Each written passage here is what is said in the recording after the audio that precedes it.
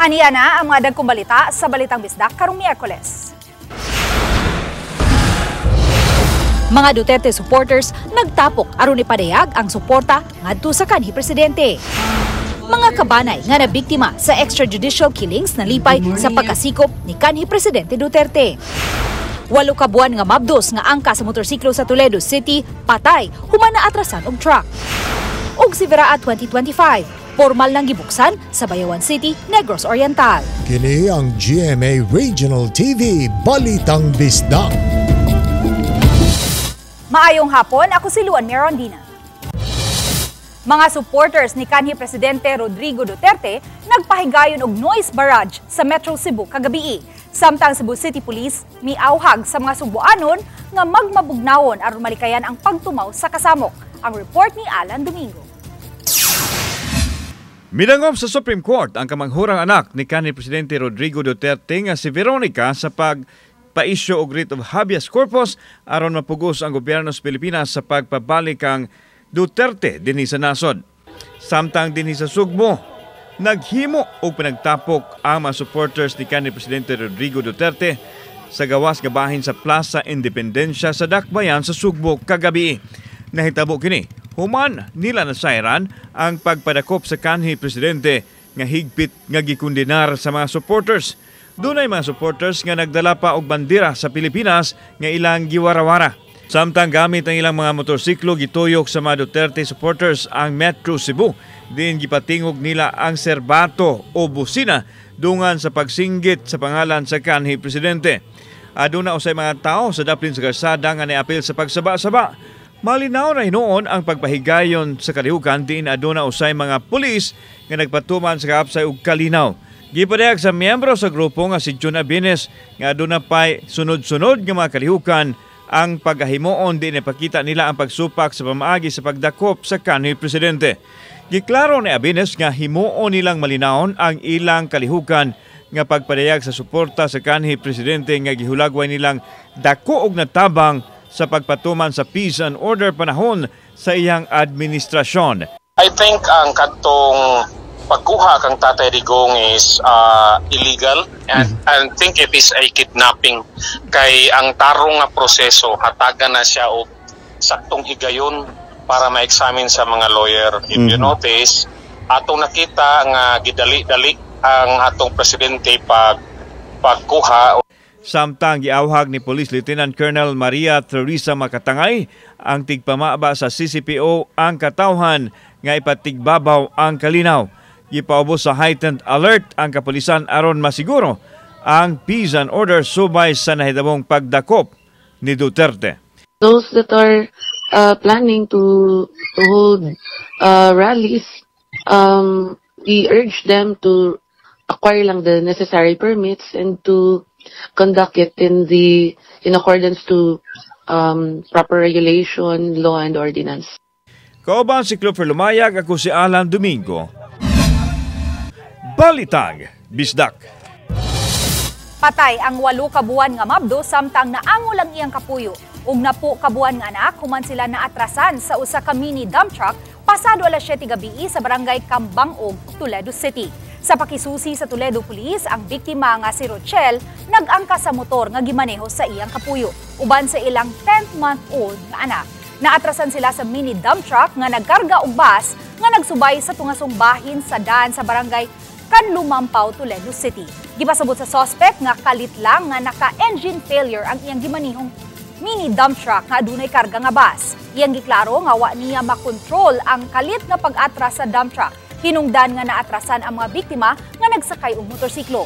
Ang biktimang mabdos mao'y nagrabihan human siya mabangil sa ligid sa sakyanan nga misangkot sa iyang kamatayon. Samtang ang mag-amahan ni ini daling nada sa tambalanan kasong reckless driving resulting in homicide, physical injuries and damage to property ang ipasakang kasong batok sa suspect. Lalaki nga gipasangin lang nakaingon sa dakong sunog sa Lapu-Lapu City kagahapon ana sa kustudiya sa mga otoridad. Apan hugot niyang gihimakak nga iyang gituyo pagsunog ang iyang balay kay aksidente lang kuno ang nahitabo. Ang detalye sa live report ni Nico Sereno. Nick?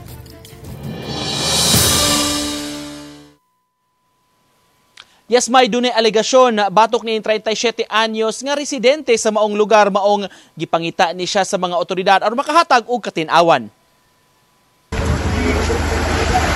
Kini na ang itsura sa parte sa Suba Masulog, Barangay Basak, Lapu-Lapu City, human sa miigong sunog pasado alas 12 sa udto kagahapon. Sa inisyal nga talaan sa barangay, moabot sa 18 ka mga households ang apektado, 73 ka mga individual tanan. Bana-bana sa kabumbiruhan, 1.5 million pesos ang danyos. Nagpadayon pa ang investigasyon ni ini apan usa sa gitan-aw kontinuyo ba. Premature pa tamo kuan sa inungdan ma'am, pero nay allegation nga ang katong sunoga is gituyo ra pod sa katong tagbalay. Ang tagbalay nga ilahang gidudahan. Sa Basak Barangay Hall gidala ang 37 anyos nga tag-iya sa balay kundiin nagsugod ang sunog. Gahapon pa siya nga gipangita apan karong adlaw ra nakuha sa mga tanod. Gipresentar siya atubangan kang Kapitan Jasmine Daday Chan. Apan hugot nga gihimakak sa mong lalaki nga gituyo ni ini pagduslit ang iyang balay. Ako kabaw. Nga kato-katol di ako butangan sa stainless nga murag plato. Di ako nag-agi sa bangag. Nga naman tayo bangag sa silong dito sa kuwan, balamba. Wag ito na ako putiyo pagtulog ato. Wag ito sa plano nga ako sa nugon. Daghan nakakita niya per ni Ikyas kay daghan syempre naglagot og kuan hadlok sa dintaon ang tao. Mauna ang mga tanod, mga 20 of them ako adang gipat kanang papangita aning tawhana. Nakig-alayon ang kapitan sa mga otoridad sa tukmang lakang batok sa maong lalaki. Hayan pasakaan sab siya og kaso tungod sa nahitabo. Samtang matud sa barangay, urban poor area ang dapit na sunugan. Apan makabalik ra ang mga nabiktima pagtukod sa ilang mga Pinoy-anan. Makadawat sab sila og financial assistance gikan mismo sa barangay. Wala pa'y labot ang ihatag sa City Hall. Wala pa'y ni ari nga tag-iya nga ni claim nga iyahan ng nasa plano anang yutaa. So most of the times actually sa mo nakita nga sunog diri mobalik jud sila sa ilahang gikuan. Sa ilahang mga balay.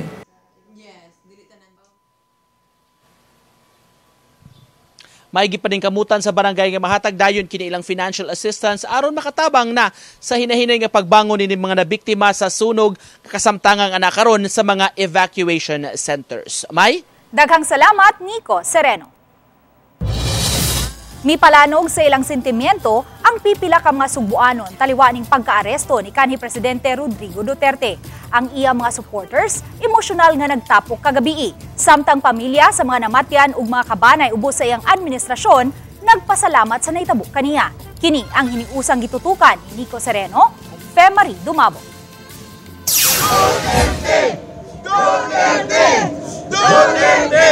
Dungan sa ilang pag-awit og bayanihong kanta, nagdagkot og kandila kini mga supporters ni kanhi Presidente Rodrigo Duterte. Mihimo sila sa kinalit nga panagtapok kagabi sa Plaza Independencia. Pipila ka oras kini human sa pag-aresto sa kanhi Presidente. Nahimong emosyonal ang mga misalmot nga mga supporters sa kanhi Presidente nga nasakitan sa nahitabo kaniya. Di ko lang nagod si Tatay Digong. Ang iyang gibuhat para rin sa ato tanan. Iyanong ingino anak manak nila. Grabe naman po ang mga tao. Sa gobyerno, sila kakita o sa itinuod yun na itabo. We're not looking for trouble. We are just here to pray for the safety of Tatay Digong and expressing our deep love for him. Atol sa candle lighting, naghiusasab sila sa pagrosaryo. Mihalad og panalangin para sa kanhi Presidente ug sa nasod. Una ni ini, mga alas 5 kagahapon sa hapon. Duterte ikulong! Duterte ikulong! Duterte ikulong! Duterte ikulong! Duterte ikulong! Ang mga militant groups naglihok protesta usab sa gawa sa Fuente Osmeña Circle. Gihangop nila ang pagkaaresto sa kanhi opisyal. Kay matud pa, mas maayong manubag kini sa mga nahitabo ubos sa iyang administrasyon. Layo pa yung kinikaning awaya no sa para sa nagduso sa tinuod gyud nga pagkabot sa tinuod gyud nga hustisya alang sa biktima sa extrajudicial killings. Alas 11:03 kagabi nibiya sa Villamor Air Base sa Pasay City ang eroplano nga gisakyan ni Duterte padung sa The Hague, Netherlands. Didto gitakda ang iyang initial appearance hearing sa kasong crimes against humanity nga gipasiugdahan sa International Criminal Court. Samtang mapasalamaton ang pamilya sa mga nangangkong biktima sa extrajudicial killing o EJK sa panahon sa administrasyon ni kanhi Presidente Rodrigo Duterte. Usa ka inahanan ni hangop sa pagkasikop sa kanhi Pangulo sa nasod. Sa preskon ginihang buntag, usa si Raquel Lopez taga Barangay Ermita nga mipadayag nga naibdan sila og tunok. Human makita ang kahayag na makaangkon og gustisya. Unom ka tuig human mabiktima ang iyang anak sa EJK. Dili niya makalimtan og dala pa niyang hulagway sa niaaguman siyang anak. Ug nakapangutan na siya kung nganong gikinalang patyo ng iyang anak nitong Oktubre 4, tuig 2018. Giangko niya nga tigamitan sa legal nga droga sang anak apan di mamaligyaay. Biktima jud siya sa EJK, jud kay ug di atraso ko anak dili na drug lord, dili ko ano na wa jud tanan. Wa jud kaso sa barangay nana. Biktima jud siya sa EJK jud mo. Susama usab ang gibati nila ni Salvacion Hiquilio, taga Barangay Pasig, ug Elizabeth Ordunia, taga Barangay Ermita. Gipatay matod pang anak ni Hiquilio, pipila ka buwan human makagawa sa pagkabilanggo sulod sa 13 ka tuig sa Muntinlupa. Samtang gipatay usab ang pag-umangko ni Ordunia niadtong Hulyo 29 tuig 2019, samtang gitanggong sud sa Mandawi City Jail. Nadakpan na si Duterte. Nalipay ko nga mataral gyud siya mapriso, dili lang gumikan ng kay nakakuan ko hustisya sa akong mga anak, kundi sa tibuok katawhan nga biktima sa maong kalapasan sa tawanong katungod. Samtang, dili lang ang pagkasikop ni Duterte ang gustong mahitabo ni Nico Buok, apan ang pagkakonbikto sa kasong crimes against humanity nga giatubang niini sa ICC. Ang igsuon ni Nico nga mao si Chad Buok, nga usa ka volunteer lumad teacher na patay sa giingong engkwentro sa kasundaluan og NPA niadtong Pebrero 2022 sa New Bataan sa Davao de Oro. Susama usab ang panawagan sa mga sakop sa mga cause-oriented group nga gipang red tag panahon sa administrasyong Duterte. Ang among hustisya dili lang kutob sa pagdakop sa former president, kundi pagpriso o pagpaningil mismo sa tinuuray nga hustisya. Ug dira lang nga tinuod namo maka-process gyud sa unsa ang nawala sa pagkabuot ani nga hustisya. Gawas nga gidakop na, kinahanglan na makumbikto si Duterte. Ako si Nico Sereno. Ako si Femery Dumabok. Balitang Bisdak. Kini ang GMA Regional TV Balitang Bisdak.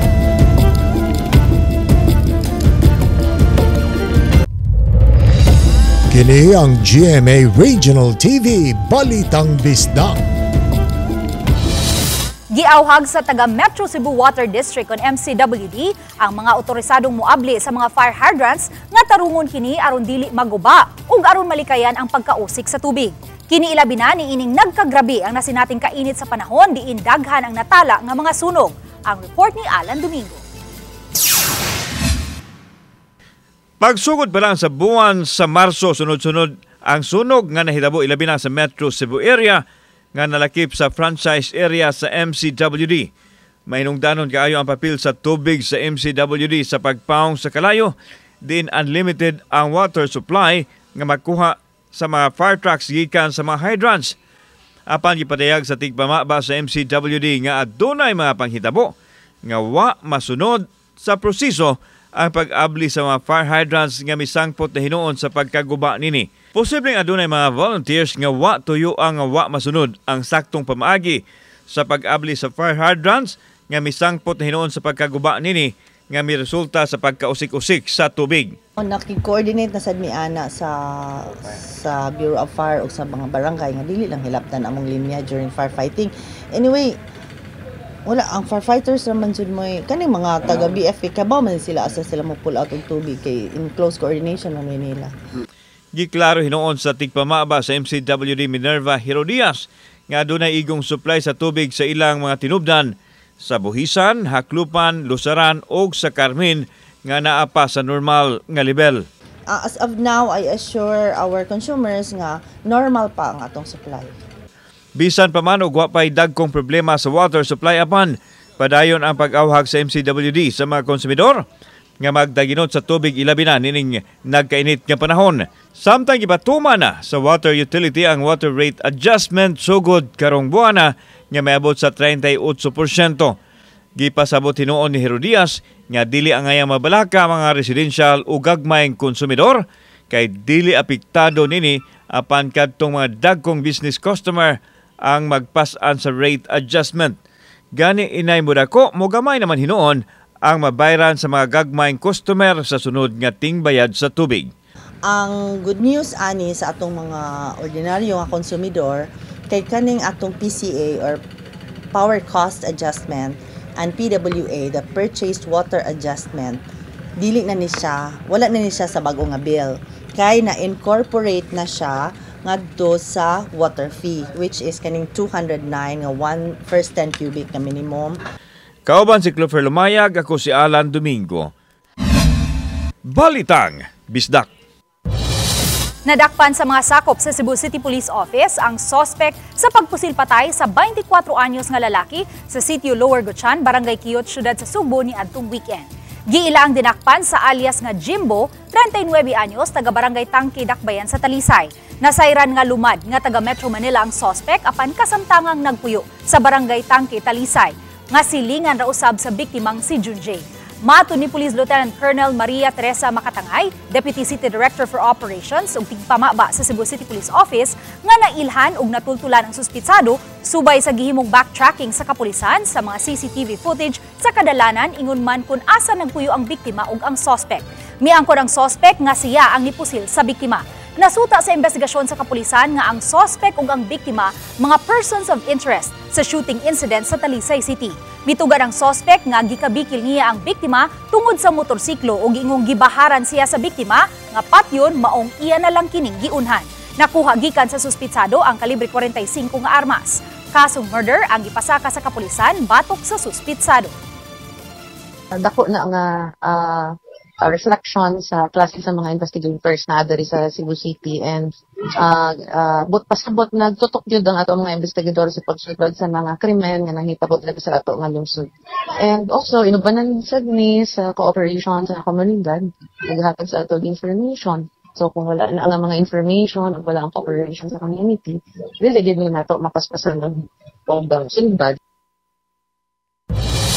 Gihulagway nga gag order sa mga department heads ngadto sa mga sakop sa media gisaway sa Vice Mayor sa Dakbayan sa Mandawi. Sa memorandum pinitsahan Pebrero 20 gikan sa City Information Officer ngadto sa mga department heads. Gipasabot niya nga ang pag-streamline sa process sa paghatag og impormasyon aron malikayan ang miscommunication. Giawhag ang mga departamento pagpahibaw sa PIO sa mga schedule sa mga interviews diin gikinahanglang mangayo og approval o guidance. Subay gihapon sa maong kamanduan, gikinahanglang adunay personnel sa PIO nga mo provide og support ug pag-facilitate sa documentation. Tungod ni ini, mobalibad na ang mga department heads nga magpa-interview.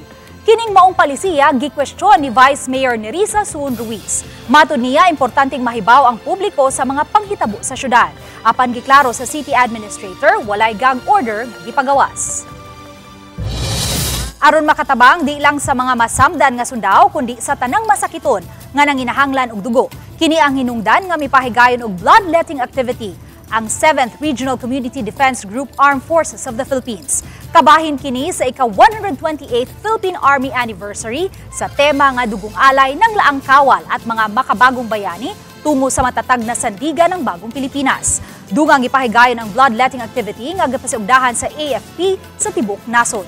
Niadtong Sabado, dinhi sa Central Visayas moabot sa 803 ka mga qualified donors ang nakadonate og dugo gikan sa 1,545 nga ni voluntaryo. Mato ni Colonel Edgar Mangabay, pangu sa 7th RCDG, nga ilang ihatag ang mga natigom nga dugo sa upat ka mga partner nga mga tambalanan sa Sugbo ug Negros Oriental. Gawa sa mga sundao nga aniya sa Sugbo, misalmot usab ang mga kawani sa ubang mga ahensya sa gobyerno sama sa Coast Guard ug nagkadiyang organisasyon sa pagdunar sa ilang dugo, alang unya sa mga nanginahanglan. Una-una, health benefits na siya ma-replenish ang atong dugo. Then ikaduha, makatabang ta sa mga tao nga nanginahanglan og dugo.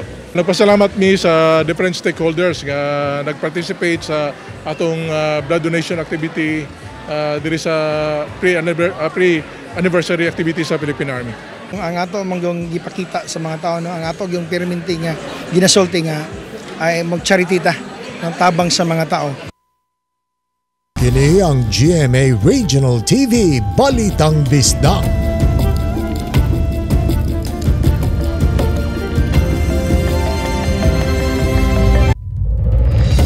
Kini ang GMA Regional TV Balitang Bisdak.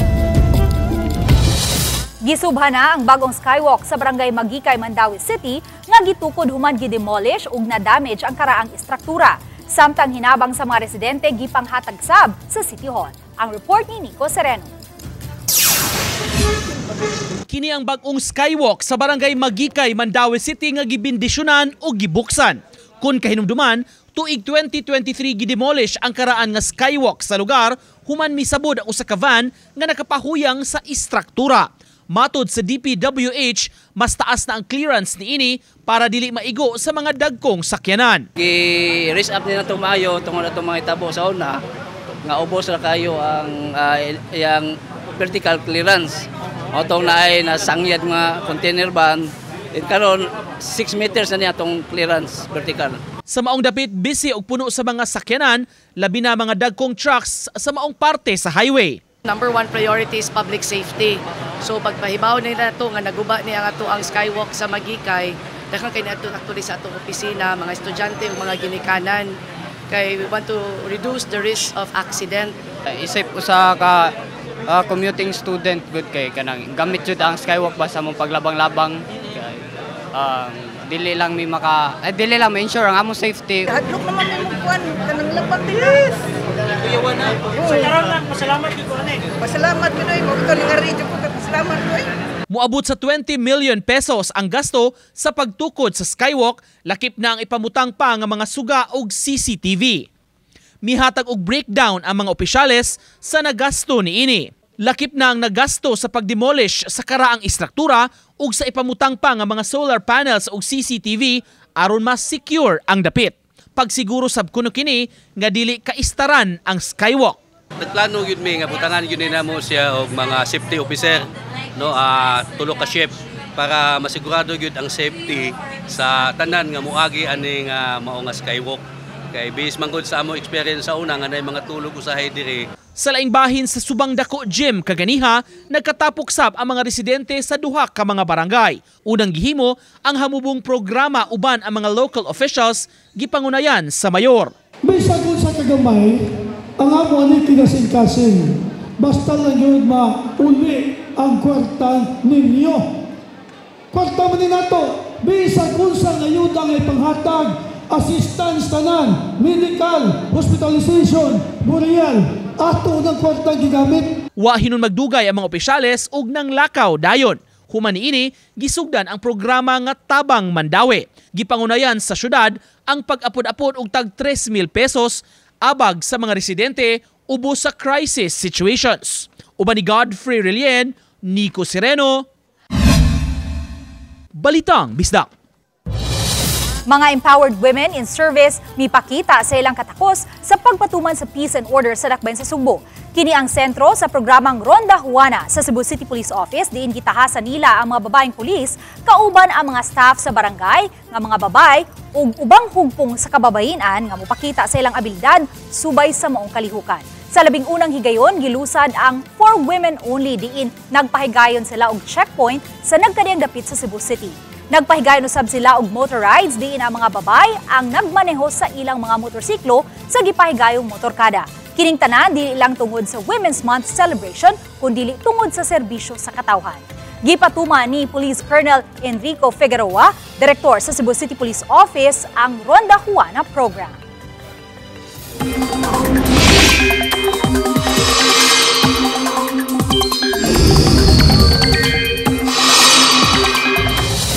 Dili pa opisyal ang pagsud sa panahon sa ting-init apan sugod nang nabatyagan ang kainit sa panahon sa halapad nga dapit sa nasod. Apan taliwa niini anaa gihapon ang kahigayunan nga masinati ang pagwanwan. Tungod gihapon sa easterlies nga gawa sa nabatyagang kaigang sa panahon, posible gihapong mohatod sa pagpanugdog og kilat.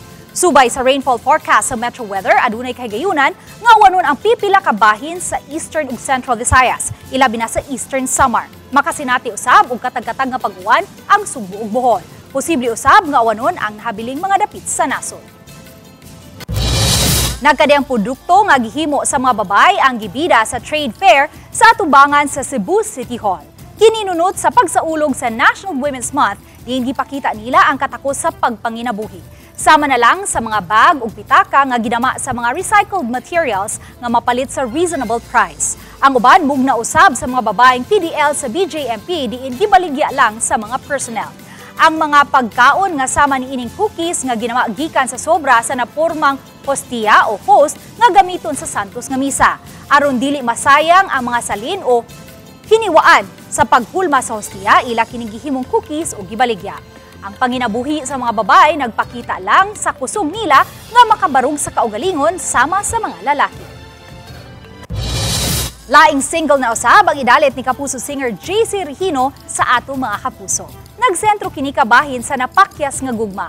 Kini ang Baby Tawan nga mamahimo nang ma-download ug mapaminaw sa tanang music downloading app sukad niadtong Biyernes, Marso 7. Asoy ni JC nga mikuha siya og inspirasyon sa mga celebrity nga nagkabuwag sa mga nilabayng tuig ug base usab kini sa personal nga kasinatian. Kini na ang ikaapat nga single ni JC Regino ubos sa GMA Music human mapagawas niadtong Abril 2024 ang iyang single nga Wala Na.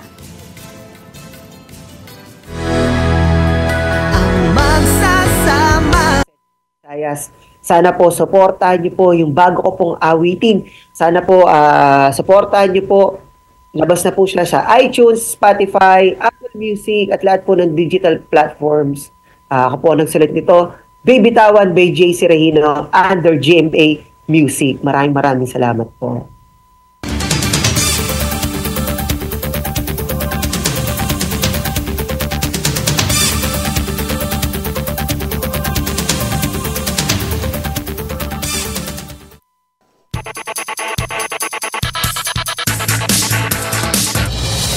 Nagmalampuson ang pagbukas sa 2025 Central Visayas Regional Athletic Association Kunsivera Amit nga gipahigayon sa dakbayan sa Bayawan sa Negros Oriental.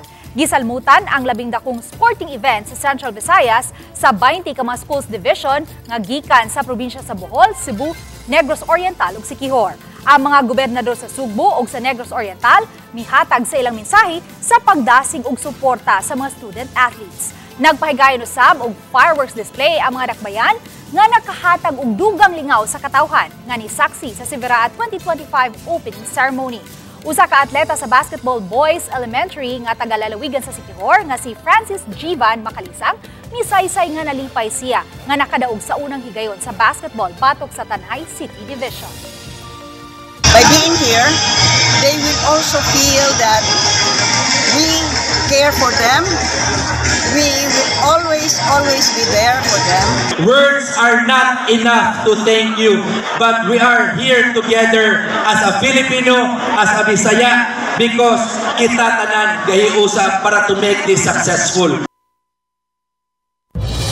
Ikaduhang track oval ug soccer field nga nahimutang gawas sa Cebu City, mamahimo na unya magamit sa mga Subuanon. Nahimutang kini sa sud nga bahin sa Talisay City Central School sa may barangay poblasyon Talisay City.